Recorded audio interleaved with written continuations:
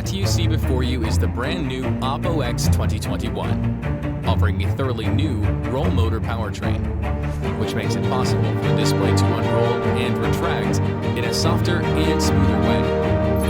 Two drive motors built into the handsets generate a constant force output that is used to retract and extend the display.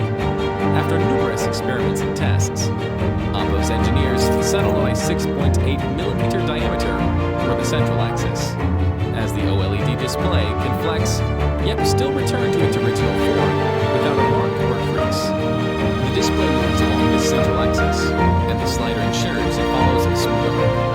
Oppo developed the innovative 2-in-1 plate display support technology to support the screen and stop it from collapsing inward. When the display is retracted, the two support substrates come closer together to form a single surface. And when it is unrolled, one substrate slides out to support the